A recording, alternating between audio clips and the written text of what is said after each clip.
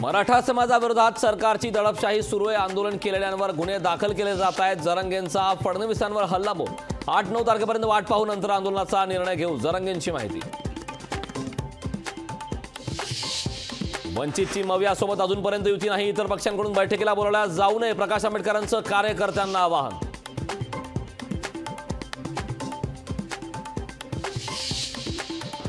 दिल्लीतील केंद्रीय मंत्रालयातील सचिवांची पंतप्रधान मोदींच्या अध्यक्षतेत महत्त्वाची बैठक। आचारसंहिता लागण्यापूर्वी राज्याचे खासदार अनिल देसाईंना आर्थिक गुन्हे शाखेकडून समन्स 5 मार्च रोजी बाजू मांडण्यासाठी उपस्थित राहण्याचे आदेश। घराणेशाहीतून राजकारणात आलेल्यांना निवडणुकीची भीती वाटते। संसदेत जाण्यासाठी त्यांनी राज्यसभेचा मार्ग स्वीकारलाय। पंतप्रधान मोदींची बिहारमधील सभेत राजद आणि काँग्रेसवर टीका। छगन भुजबळांविरोधात विशेष न्यायालयाने जारी केलेलं अजामीनपात्र वॉरंट रद्द। भुजबळ न्यायालयात हजर न राहिल्याने करण्यात आले होते वॉरंट जारी। संत गजानन महाराजांचा 146वा प्रकट दिन सोहळा। राज्यभरातून हजारोंच्या संख्येने भाविक शेगावमध्ये दाखल। मंदिर आज रात्रभर दर्शनासाठी खुलं राहणार। चिपळूण राण्याप्रकरणी राणे समर्थकांमधील 11 जणांचा अंतरिम अटकपूर्व जामीन मंजूर। उद्या होणार अंतरिम अटकपूर्व जामिनावर सुनावणी।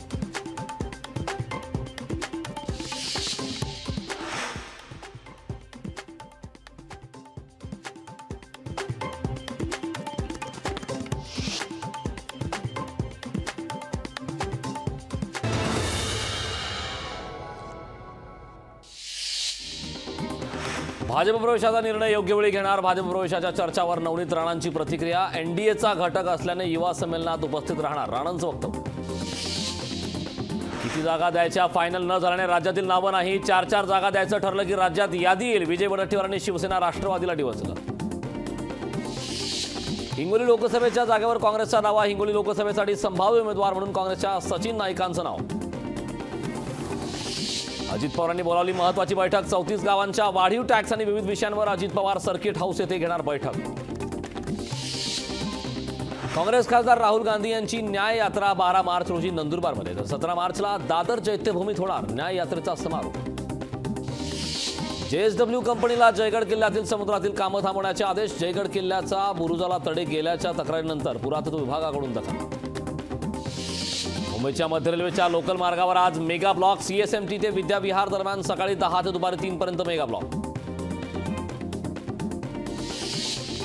मुलुंडमध्ये पीएपी आणि धारावी पुनर्वसन प्रकल्पाच्या विरोधात शनिवारी जाहीर सभेचं आयोजन। 7 मार्च पासून पीएपी प्रकल्पाच्या समोर मुलुंडकर साखळी उपोषणास बसणार। पुणे विभागाकडून 14 आगारांमधील 500 एसटी बसेसचं सीएनजी मध्ये रूपांतर। प्रदूषण मुक्तीसाठी राज्य परिवहन महामंडळाचा निर्णय। मुळशीत सकाळी 8 ते दुपारी 2 वाजेपर्यंत आज वीज पुरवठा बंद। पॉवर ट्रान्सफॉर्मरच्या दुरुस्तीसाठी कामासाठी तालुक्यातील काही गावात वीज पुरवठा राहणार बंद। एल निनोमुळे यंदा उन्हाळ्याची तीव्रता जास्त जाणवणार। येत्या 3 महिन्यात देशभरात तापमान सरासरीपेक्षा जास्त नोंदवले जाण्याची शक्यता। राज्यातील वैद्यकीय महाविद्यालयांशी संलग्न रुग्णालयात जेनेरिक औषधाची दुकाने सुरू करण्यास परवानगी। वैद्यकीय शिक्षण विभागाने परवानगी देत केली 3 कंपन्यांची निवड। सोलापूर तालुक्यातील कोणी ग्रामस्थांचा भाजपसह मित्र पक्षांवर बहिष्कार। फडणवीसांची ज्या पक्षासोबत युती असेल त्या पक्षांना सहकार्य न करण्याची ग्रामस्थांनी घेतली शपथ। ठाण्यात पैशांचा पाऊस पाडण्याचा आमिष दाखवून 17 मुलींसह महिलांवर अत्याचार। 7 जणांच्या टोळीला अटक। टोळीमध्ये एका महिलेचा समावेश।